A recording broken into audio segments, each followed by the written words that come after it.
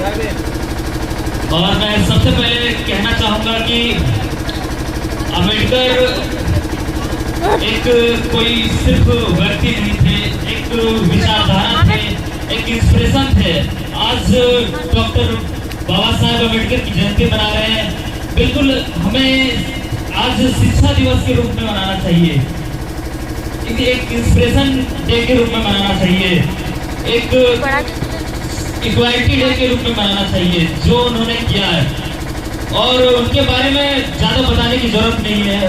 उनकी कहानी ही अपने आप में एक, उनकी जो स्ट्रगल की कहानी है वो हमें, अगर उनको अच्छे से अध्ययन करें तो हमें नई ऊंचाइयों तक ले जा सकता है।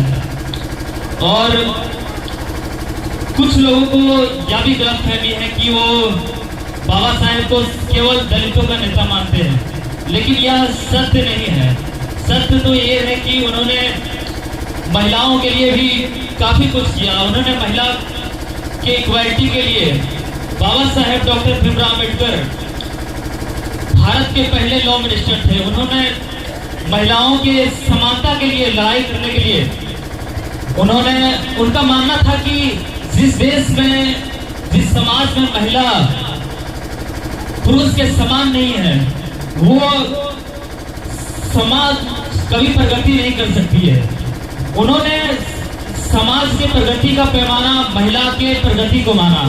और आज उन्हीं के खिलाफ कुछ लोग मानते हैं कि बाबा साहेब सिर्फ दलितों के नेता थे।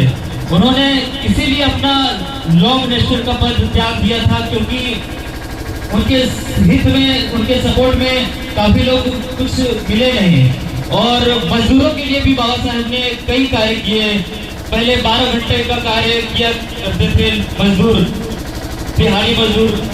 उनके सुविधा के लिए, उनके अधिकार के लिए बाबा साहेब ने लड़ा, और उस लड़ाई की मदद से आज मजदूर 8 घंटा कार्य करते हैं। और काफी कार्य है। उन्होंने सिर्फ एक वर्ग के लिए कार्य नहीं किया, उन्होंने रिजर्व बैंक एस्टेब्लिश में भी मदद किया।